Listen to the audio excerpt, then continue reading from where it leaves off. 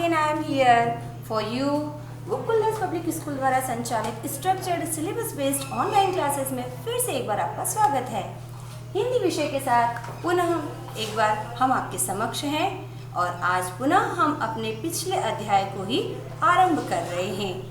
तो सभी बच्चे तैयार होंगे अपनी पुस्तक लेकर। जैसा कि हम लोगों ने पिछले अध्याय में जब अपना खत्म किया था तो हमने भाषा और व्याकरण, जो आपकी नई व्याकरण पुस्तक है, उसमें आरंभ करके उसका पूरी तरह से आपको वर्णन किया था, समझाया था कि भाषा क्या होती है और व्याकरण क्या होता है। तो उसे मैं पुनः एक बार बहुत संक्षिप्त रूप में आप लोगों को समझाना चाहूँगी कि भाषा जो है वह हमारे द्वारा अपने मन के भावों को किसी को समझाने या किसी के मन के भावों को समझने का जो सबसे सरल तरीका है उसे कहते हैं। और व्याकरण किसी भी भाषा को उसके शुद्ध रूप में बोलने, लिखने या समझने का जो व्यवहार सिखाता है उस ग्रंथ को हम लोग व्याकरण कहते हैं। या नियमों का वह शास्त्र जो हमें भाषा का शुद्ध रूप का ज्ञान कराता है उसे हम लोग व्याकरण कहते हैं। अब हम लोग अपनी पुस्तक में पेज नंबर 166 पर देखिए बेटा, सभी लोग अपनी पुस्तक का पेज नंबर 166 खोलेंगे और उसमें हम अपना आज का लेखन का कार्य आरंभ करने वाले हैं। क्योंकि हमारा पाठ पूरी तरह से समझाया जा चुका है और अब इसका केवल लेखन कार्य ही शेष है और हम अपना सारा लेखन का कार्य इस पुस्तक में ही पहले पूर्ण करेंगे। तो बहुत क्लियर सी बात, राइट इन ओनली बुक। किसी भी छात्र को कोई भी डाउट नहीं होना चाहिए कि मैम यह कार्य हमें कॉपी में करना है या पुस्तक में करना है या कहाँ पे करना है। कोई डाउट नहीं होना चाहिए, कोई शंका नहीं। ये सारा कार्य जो हम कर रहे हैं ये सारा ही आप सिर्फ अपनी पुस्तक में आरंभ करेंगे और वहीं से हम इसे याद भी करेंगे। तो इसके लिए देखिए बेटा, पेज नंबर 166 पर आपका पहला जो अभ्यास प्रश्न है, सही विकल्प पर सही का चिन्ह लगाइए। ठीक है, इसके अंतर्गत हमें पहला वाक्य दिया गया है कि विचारों के आदान प्रदान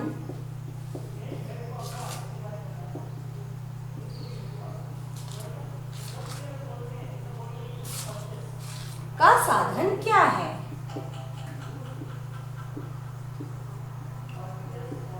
और इसके लिए हमें 3 विकल्प दिए गए हैं।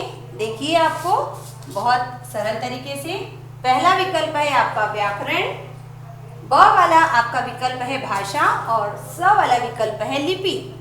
तो चूंकि हम जानते हैं कि जो व्याकरण है वह तो भाषा का शुद्ध रूप सिखाने वाला ग्रंथ है, तो व्याकरण तो भाषा के आदान प्रदान का साधन हो ही नहीं सकता है।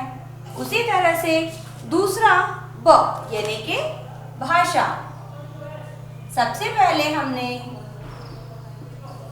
जो परिभाषा पढ़ी थी वो यही थी कि विचारों के आदान प्रदान का साधन भाषा कहलाती है। तो हमारा सही विकल्प क्या है? भाषा। और तीसरा दिया है आपको लिपि। लिपि जो है वह भाषा को लिखने का एक तरीका है या उसे लिखित रूप देने का एक माध्यम है। तो इस प्रकार हमारा सही विकल्प है भाषा। फिर आपका ख वाला वाक्य है, कौन सा मौखिक भाषा का उदाहरण नहीं है। कौन सा मौखिक भाषा का उदाहरण नहीं है।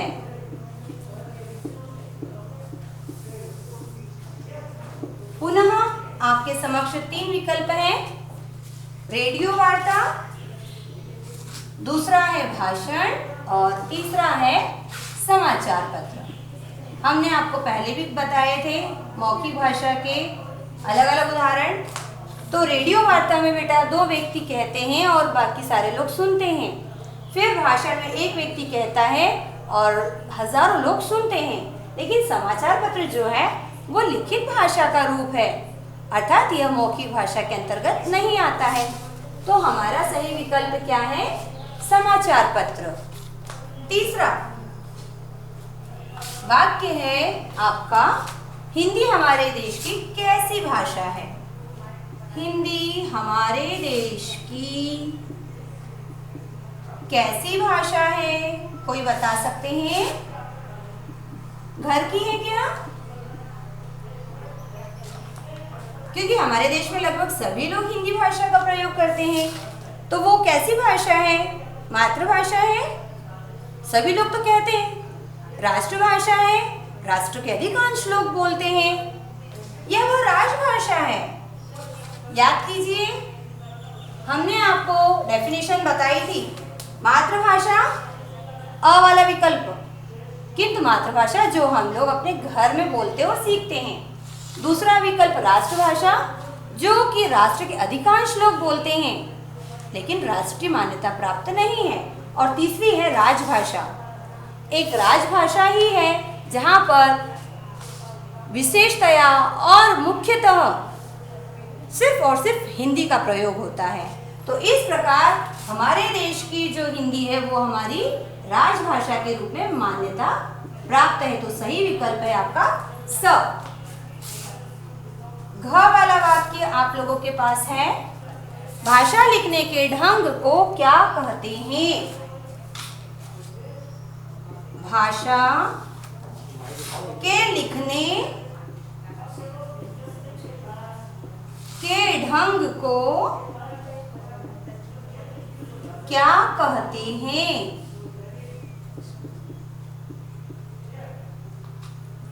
बहुत आसान है। हमने आपसे पहले कहा था, बोली जाती है तो मौखिक भाषा होती है, लिखी जाती है तो लिखित भाषा होती है। मौखिक भाषा के लिए व्यक्ति का बोलना और सुनना आवश्यक है, किंतु लिखित भाषा के लिए उसका लिखा जाना और उसके लिखे जाने के लिए कोई एक आकृति या चिन्ह होना आवश्यक होता है।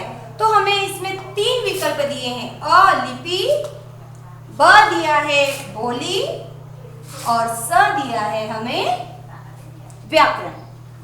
व्याकरण भाषा को समझने के लिए होता है। बोली मौखिक ही बोली जाती है, लेकिन लिखने के लिए सबसे आवश्यक क्या है? लिपि। अगर हमारे पास कोई आकृति, कोई चिन्ह ही नहीं होगा तो हम अपने बोले हुए वर्णों को कैसे दिखाएंगे? तो भाषा के लिखने के ढंग को हम लोग क्या कहते हैं? लिपि कहते हैं। अंतिम वाला वाक्य है आपका, देखिए अंक नंबर पर, भाषा के शुद्ध रूप और भाषा के शुद्ध रूप और सही प्रयोग का ज्ञान हमें किससे होता है? सही प्रयोग का ज्ञान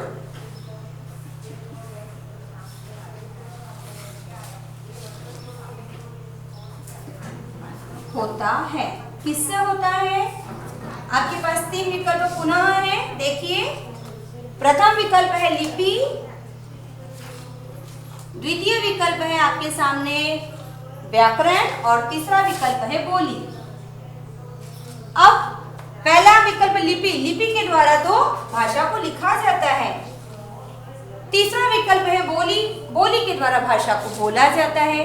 किंतु भाषा का सही ज्ञान का प्रयोग हमें किसके द्वारा आता है? व्याकरण के द्वारा। तो हमारा सही विकल्प है ब नंबर का, जिसे आप लोग इस तरह से सही का निशान लगाकर दिखाएंगे। तो ये आपका पहला अभ्यास प्रश्न पूर्ण हुआ। सभी छात्र इस अभ्यास प्रश्न को अपनी पुस्तक में एक बार पुनः देख लें और जिस तरह हमने जहां पर सही के निशान लगाए हैं आप लोग भी एक बार मैच कर लीजिए। फिर इसके पश्चात हम अपने द्वितीय अभ्यास प्रश्न पर जाएंगे।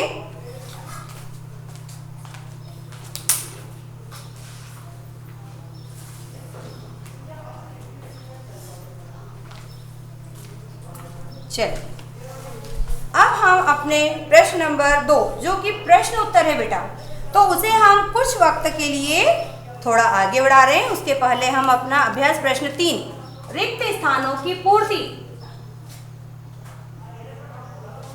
रिक्त स्थानों की पूर्ति कीजिए।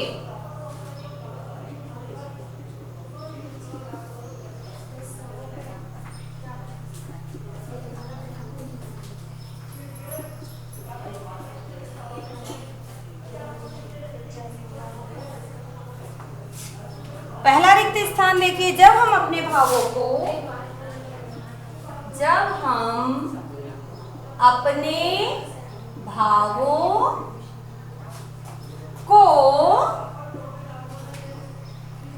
रिक्त स्थान के माध्यम से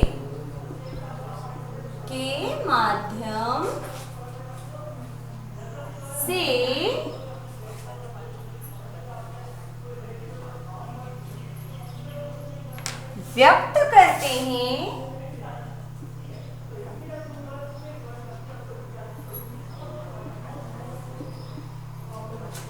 तो उसे सांकेतिक भाषा कहते हैं।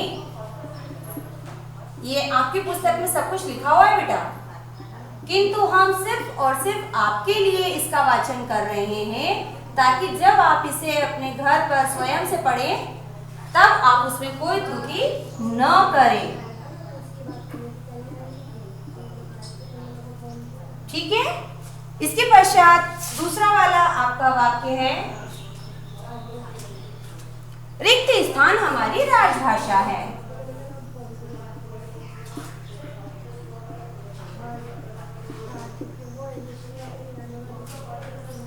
ग वाला वाक्य देखिए, भाषा की लेखन प्रक्रिया, भाषा की लेखन प्रक्रिया रिक्त स्थान कहते हैं।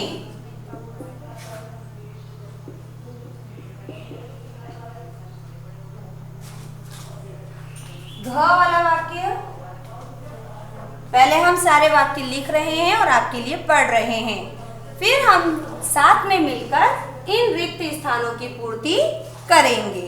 ठीक है। शब्द की रचना, शब्द की रचना रिक्त स्थान से होती है।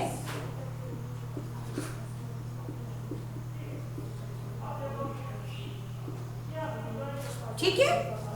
ये हमारे चारों वाक्य तैयार हो गए हैं। देखिए बेटा, हमने पहले भी एक बार आपको बताया था कि अगर हम कोई भी विषय, कोई भी टॉपिक पढ़ते हैं तो उससे रिलेटेड किसी भी तरह का कोई भी प्रश्न बनाया जा सकता है। यहाँ पर देखिए, पहले आपको सही विकल्प के प्रकार दिए गए और आपसे प्रश्न पूछा गया। यही प्रश्न यहाँ पर आपको रिक्त स्थान के रूप में बनाकर पूछा गया है। कैसे? बहुत आसान है। जब हम अपने भावों को रिक्त स्थान के माध्यम से व्यक्त करते हैं तो उसे सांकेतिक भाषा कहते हैं। तो आपको पता होगा सांकेतिक भाषा में किस तरह का प्रयोग किया जाता है? बोलता है हम, या सुनते हैं, लिखते हैं या पढ़ते हैं? नहीं, सांकेतिक मतलब हम संकेतों के माध्यम से अपनी भाषा को व्यक्त करते हैं। ठीक है। द्वितीय है, हमारी राजभाषा है। यहाँ पर भी देखिए, हमारे पास एक प्रश्न आया था, हिंदी हमारे देश की कैसी भाषा है? तो उत्तर था राजभाषा। यहाँ प्रश्न पलट दिया है कि हमारी राजभाषा क्या है। तो इस वाक्य में से जो शब्द यहाँ रह गया वही यहाँ पर हमारा उत्तर बन जा रहा है। राजभाषा आ चुका है और यहाँ पर हिंदी है नहीं, तो हमारा उत्तर क्या हो जाता है कि हिंदी हमारी राजभाषा है ना। फिर भाषा की लेखन प्रक्रिया, भाषा के लिखने के ढंग को क्या कहते हैं? लिपि। और यहाँ भी वही बात है कि भाषा की लेखन प्रक्रिया, प्रक्रिया मतलब ढंग, तो उत्तर हमारा पुनः वही है, लिपि। लिपि कहते हैं। शब्द की रचना, देखिए ये हमने पढ़ा था शब्द विचार में। शब्द की रचना किनसे होती है? शब्दों से होती है क्या? शब्द से शब्द की रचना हो सकती है, किंतु पहला जो शब्द है उसको बनाने के लिए हमें सबसे पहले क्या लगता है? वर्ण, यानी कि अक्षर, जिसे आप कहते हैं ना, जो सबसे सिंगल वाला या अकेला होता है, जैसे अ, क, ये सारी क्या है? वर्ण है। फिर इनको मिलाकर हमारा शब्द बनता है। तो इस प्रकार शब्द की रचना के लिए हमें वर्ण की आवश्यकता होती है। तो यहाँ पर हमारा द्वितीय अभ्यास प्रश्न समाप्त हो रहा है। इसके पश्चात हम अपने अगले अभ्यास प्रश्न की ओर जाएंगे, जो कि है वाक्यांशों के लिए एक शब्द। तो सभी छात्र द्वितीय अभ्यास प्रश्न को ध्यान से अपनी पुस्तक में लिख लें। तब तक हम ये पुराना वाला कार्य हटा रहे हैं यहाँ से। सभी छात्र पुस्तक में किया जाने वाला कार्य पेंसिल से ही करेंगे। कोई भी छात्र पेन का प्रयोग न करे, क्योंकि पुस्तक को गंदा करना भी अपने आप में पुस्तक का अपमान होता है। अपनी कॉपी के साथ साथ अपनी पुस्तक को भी हमेशा हमें साफ और स्वच्छ रखना चाहिए, ताकि दोबारा कोई अगर उसे प्रयोग करना चाहे तो वो उसका अच्छे से प्रयोग कर सके। अब वाक्यांशों के लिए एक शब्द, एक्सरसाइज नंबर 4।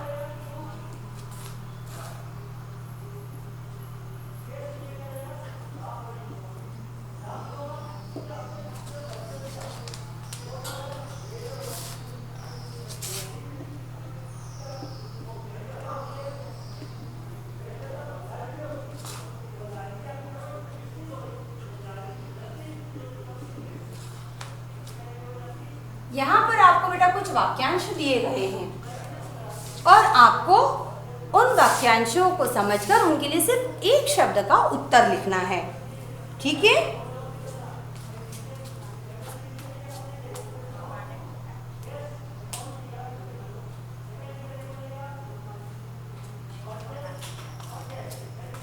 चलिए, तो इसके लिए हम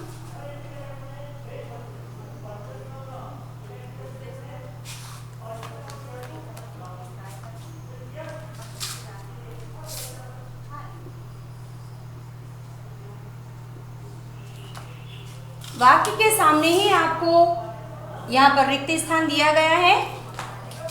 वाक्य आपके सामने है, हम उसे सिर्फ पढ़ रहे हैं आपके लिए। ठीक है? पहला, बोलकर अपने विचार प्रकट करने वाला भाषा का रूप। बोलकर अपने विचार प्रकट करने वाला भाषा का रूप, यानी कि जब हम बोलते हैं और अपने मन के भाव प्रकट करते हैं तो वो भाषा का कौन सा रूप होता है? याद कीजिए, सबसे पहला भाषा का रूप क्या है? मौखिक रूप,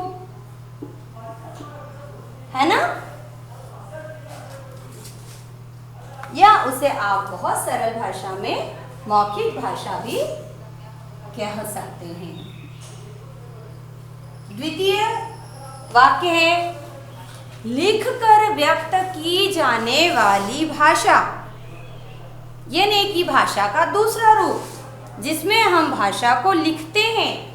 तो हमारा उत्तर क्या हो जाता है? लिखित भाषा।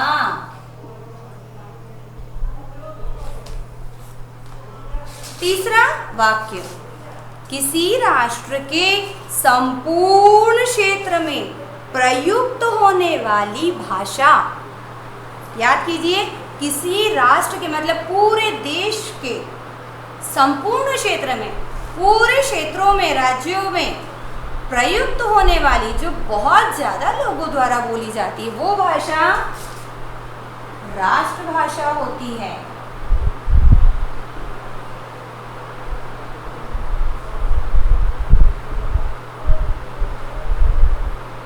अंतिम वाक्य, संकेतों के द्वारा व्यक्त की जाने वाली भाषा। हम पुनः दोहरा रहे हैं, ऐसी भाषा जो संकेतों के द्वारा, यानी जब आप अपनी मन की बात अपने हाथों को हिलाकर, अपनी गर्दन को हिलाकर, बिना कोई शब्द किए व्यक्त करते हैं, तो वह भाषा क्या हो जाती है? संकेत धन भाषा इक्वल हो गया सांकेतिक भाषा। मुख से बोली जाने वाली भाषा मौखिक, लिखकर बताई जाने वाली भाषा लिखित, संकेत से बताने वाली भाषा सांकेतिक। सांकेतिक भाषा। तो यह आपकी अभ्यास प्रश्न 4 के उत्तर है, जो आप लोग अपनी पुस्तक में जल्दी से लिख लीजिए। तत्पश्चात हम लोग अपना अगला वाला अभ्यास प्रश्न आरंभ करेंगे।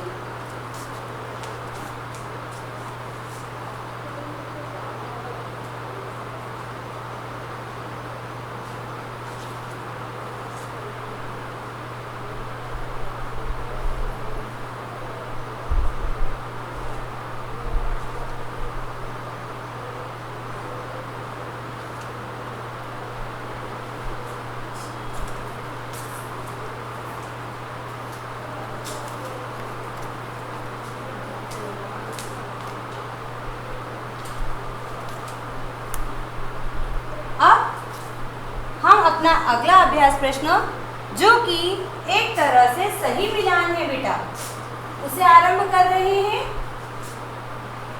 जो बहुत ही आसान है। हमें कुछ भाषा और उनकी लिपियां दी गई हैं और हमें उन्हें एक दूसरे से मिलाना है। ठीक है, पहला हमें दिया है, यहाँ पर आपको है भाषा और यहाँ पर है लिपि। देखिए, क हिंदी भाषा,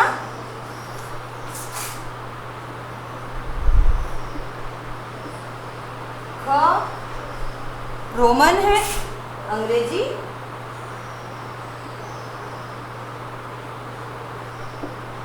ग आपके समक्ष दी गई है उर्दू। ग वाला भाषा आपको दिया गया है यहाँ पर पंजाबी, और उसके बाद में है संस्कृत, जो कि हमारी सबसे प्राचीन भाषा है। आपको इस तरफ उनकी लिपियां दी गई हैं, जो कि अव्यवस्थित हैं। रोमन, देवनागरी, फिर गुरमुखी,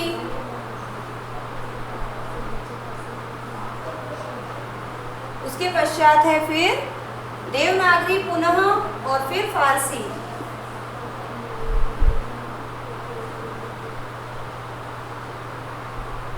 अब हमें इन भाषाओं को इनकी सही लिपियों से मिलान करना है। तो हिंदी जो है बेटा आपकी भाषा, वह देवनागरी में लिखी जाती है, तो हमें इस तरह से नहीं मिलाना है, उनके पीछे हमें इस तरह से नंबर लिखना है। अंग्रेजी जो भाषा है वो रोमन लिपि में लिखी जाती है। आप चाहें तो इसे क, इसे ख इस तरह मिला सकते हैं। उर्दू जो है वो आपकी फारसी में लिखी जाती है, तो ये ग नंबर से मैच करेगी। पंजाबी गुरुमुखी में लिखी जाती है, तो घ नंबर आपका गुरुमुखी से मैच करेगा। संस्कृत भी देवनागरी में लिखी जाती है, इसलिए इसे हम अंग नंबर दे रहे हैं, जो कि आपका देवनागरी से मैच करता है। तो इस प्रकार यहाँ पर आपकी अभ्यास प्रश्न 5 समाप्त हो रहा है। इसके पश्चात हम लोग अपना अगला अभ्यास प्रश्न जो है वह प्रश्नोत्तर है, वह आरंभ कर रहे हैं, और यह प्रश्नोत्तर आप अपनी पुस्तक में ही लिखेंगे। पुनः दोहरा रही हूँ, सभी छात्र छात्राएं अपनी पुस्तक का लेखन कार्य पेंसिल से ही करेंगे। कोई भी छात्र या छात्रा पेन का प्रयोग नहीं करेगा। बहुत स्पष्ट बोल रही हूँ, कोई भी ये कार्य न करे।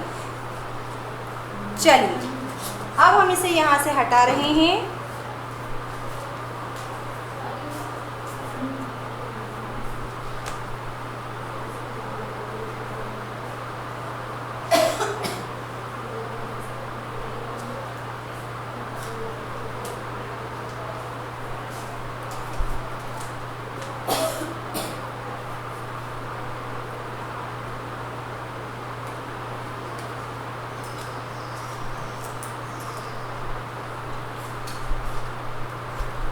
ठीक है बेटा, अब जो अभ्यास प्रश्न 2 कहा था कि उसे हम कुछ देर बाद करेंगे, वो अब हम यहाँ पर शुरू कर रहे हैं। प्रश्नों के उत्तर दीजिए। प्रश्नों के उत्तर दीजिए। ठीक है, क वाला प्रश्न देखिए आपको दिया गया है, तो हम यहाँ पर उत्तर नंबर क लिख रहे हैं। सभी छात्रों ने, उम्मीद करती हूँ कि यह वाला अभ्यास प्रश्न अपनी पुस्तक में कर लिया होगा, तो मैं इसे भी यहाँ से हटा रही हूँ।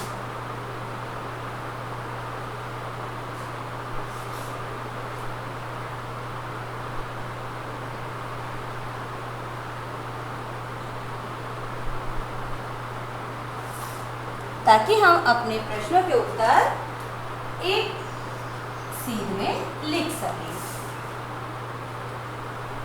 ठीक है, पहला प्रश्न, भाषा की परिभाषा दीजिए।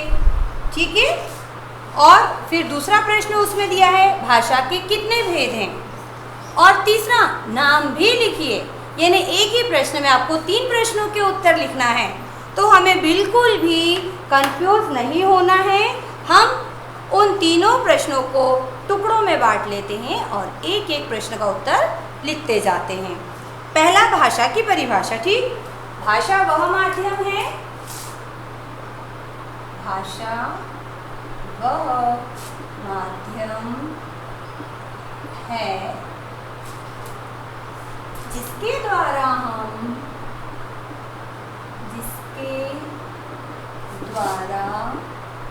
हम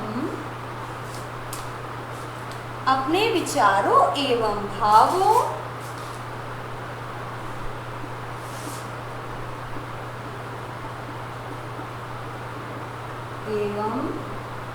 भावों का आदान प्रदान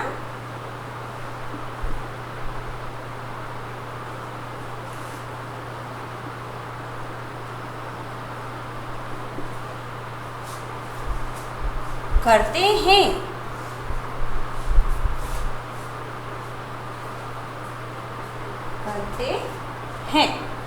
यह तो हो गया हमारे उस प्रश्न के पहले भाग का उत्तर।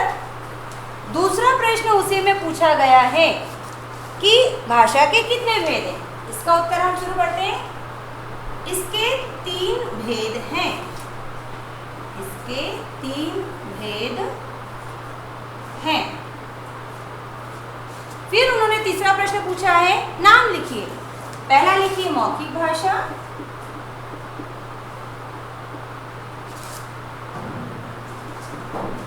दूसरा लिखिए लिखित भाषा,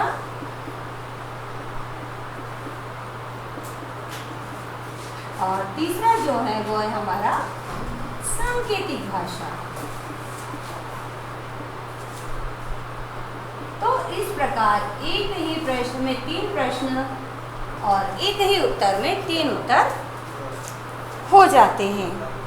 ठीक है, अगला प्रश्न, भाषा के विभिन्न भेदों के विषय में संक्षिप्त जानकारी दीजिए। अभी हमने लिखा था भाषा के भेद, अब हमें उनके बारे में बहुत शॉर्ट में जानकारी देना है, अर्थात हमें बहुत संक्षिप्त रूप से उनकी परिभाषा लिखनी है, जो हम यहाँ पर लिख रहे हैं उत्तर नंबर क।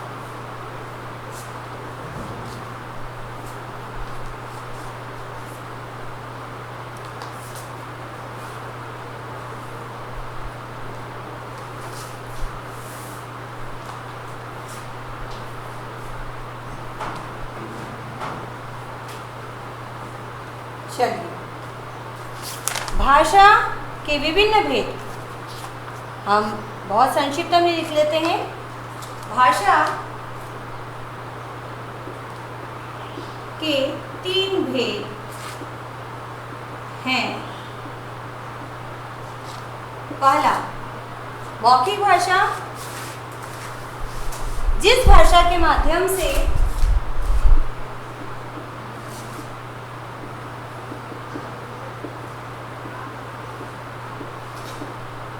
हम बोलकर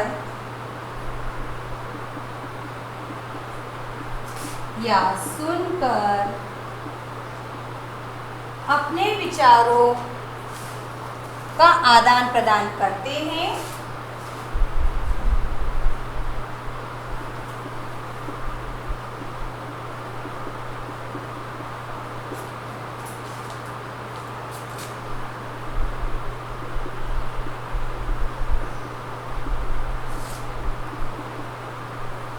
उसे मौखिक भाषा कहते हैं।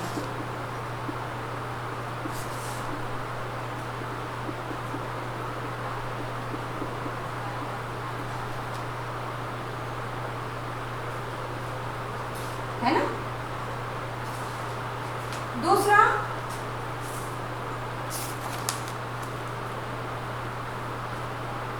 जिस भाषा के माध्यम से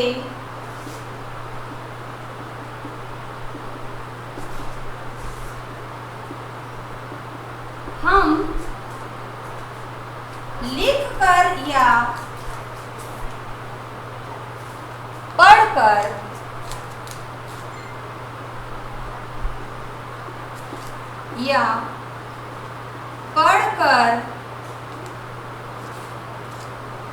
अपने विचारों का आदान प्रदान करते हैं,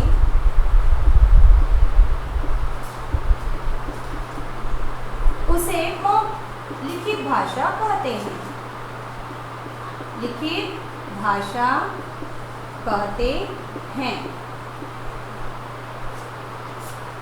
वहीं इसका अंतिम तीसरा प्रकार,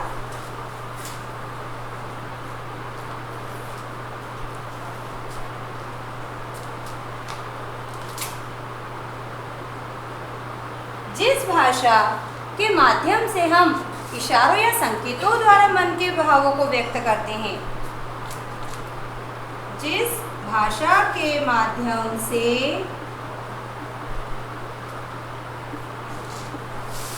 हम संकेतों के द्वारा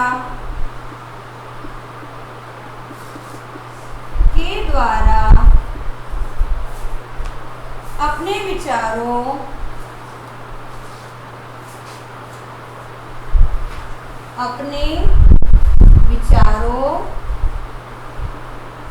का आदान प्रदान करते हैं, उसे सांकेतिक भाषा कहते हैं।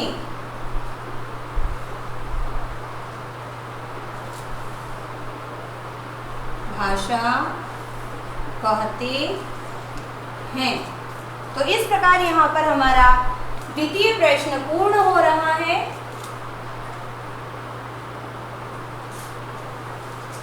सभी छात्र छात्राएं एक बार इस उत्तर को अच्छे से अपनी पुस्तक में लिख लें और मिला लें। हम 2 मिनट के लिए आपके लिए रुक रहे हैं।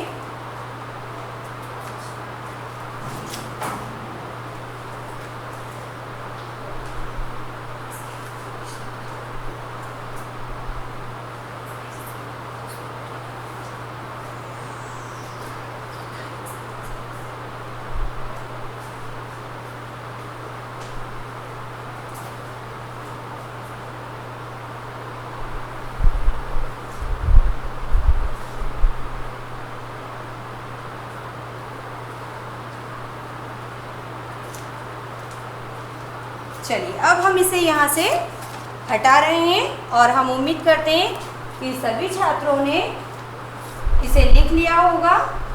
फिर भी यदि कोई आपके पास कन्फ्यूज़न रह जाता है तो आप लोग मुझसे संपर्क कर सकते हैं।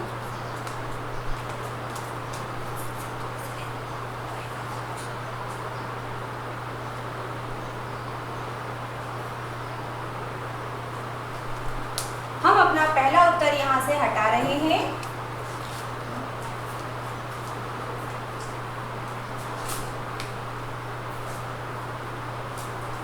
उत्तर नंबर 3, मातृभाषा किसे कहते हैं?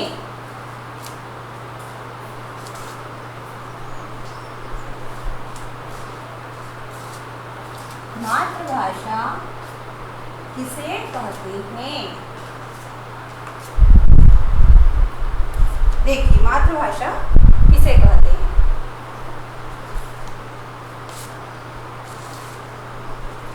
हमने बहुत सरल शब्दों में पहले भी आपको बताया था कि व्यक्ति परिवार में सबसे पहले जिस भाषा को सुनता, समझता और बोलना सीखता है उसे मातृभाषा कहते हैं। तो यहाँ पर भी हम अपना वही उत्तर लिख रहे हैं।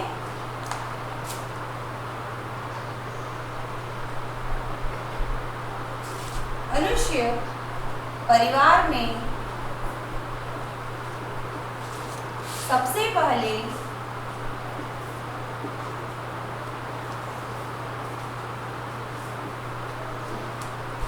जिस भाषा को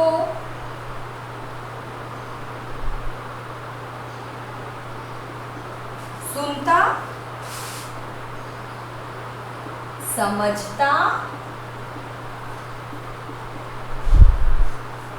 और बोलना सीखता है और बोलना सीखता है,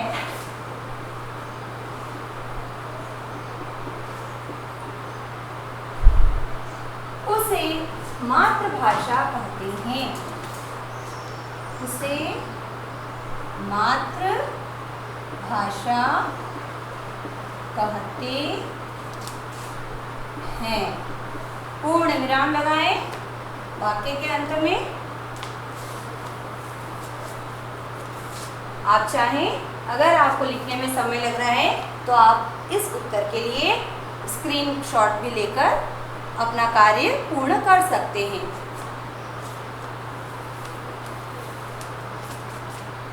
अगले उत्तर के लिए हम इसे यहाँ से हटा रहे हैं।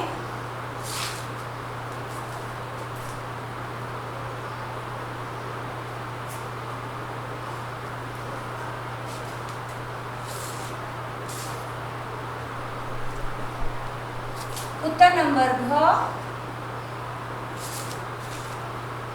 राजभाषा और राष्ट्रभाषा में क्या अंतर है?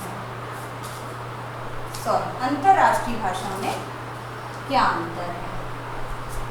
हमने आपको बताया था राष्ट्रभाषा राष्ट्र में बोली जाती है और अंतरराष्ट्रीय भाषा सारे राष्ट्रों में या अधिकतर राष्ट्रों में बोली जाती है। जैसे आपकी अंग्रेजी, अमेरिका, ब्रिटेन, आजकल चाइना, ब्राज़ील, ऑस्ट्रेलिया, यहाँ तक कि हमारे भारत में भी अच्छी तरह से बोली और समझी जाती है। ठीक है, तो हम इसके बीच का अंतर बहुत सरल शब्दों में लिख रहे हैं। राष्ट्रभाषा का प्रयोग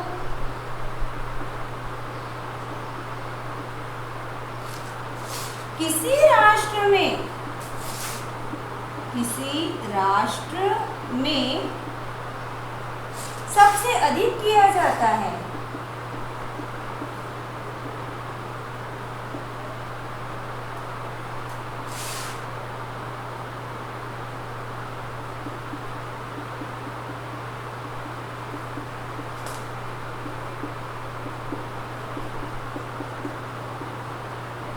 क्योंकि हमें इसमें अंतर बताना है, इसलिए हमें यहाँ पर एक शब्द जोड़ना होगा, किंतु अंतरराष्ट्रीय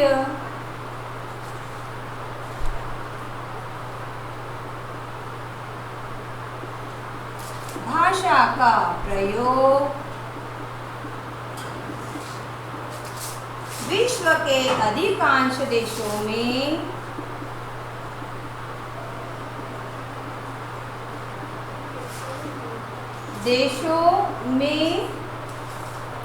किया जाता है।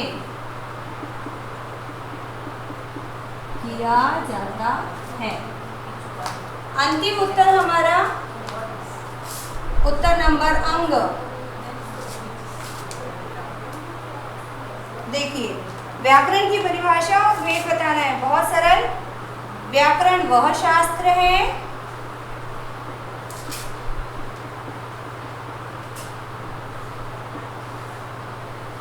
शास्त्र, इन्हें फिर दोहरा रहे हूं, शास्त्र मतलब कोई लिखी हुई पुस्तक जो पहले व्यक्तियों ने मिलकर लिख दी और जिसमें लिखा हुआ बहुत सोचा और समझा जाता है और तर्कगत होता है, जिसमें लिखी हुई कोई बात अन्यथा नहीं होती है ना, वह आपका ग्रंथ जो होता है वह शास्त्र कहलाता है। जो हमें किसी भाषा के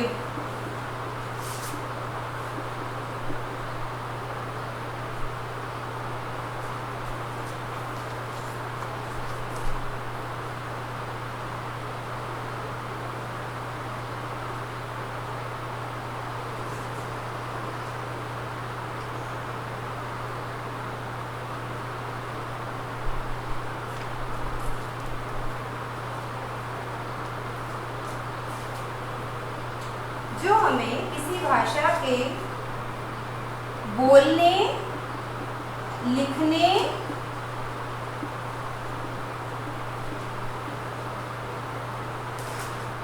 पढ़ने के नियम सिखाता है,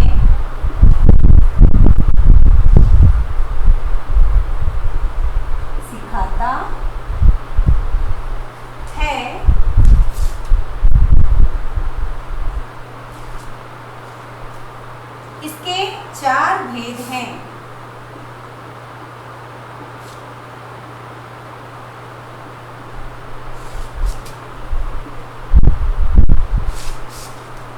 चार भेद आपको याद है, हमने कौन कौन से पढ़े थे?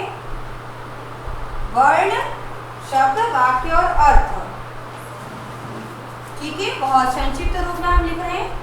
पहला है वर्ण विचार, दूसरा है शब्द विचार, तीसरा है इसका वाक्य विचार और अंतिम है इसका अर्थ विचार। तो इस प्रकार हमारा पहला अध्याय यहाँ पर आज समाप्त होता है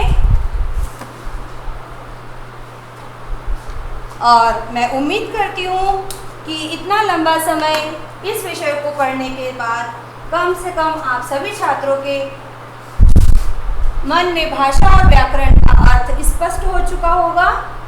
तो इस प्रकार आज इन प्रश्न उत्तर के साथ ही हमारी ये कक्षा यहीं पर समाप्त हो रही है। सभी छात्र एक बार पुनः इसे पढ़ लें। आप अपने सही और अपने सरलता के लिए चाहें तो इसका स्क्रीनशॉट लेकर अपना लेखन का कार्य संपन्न कर सकते हैं। तो कृपया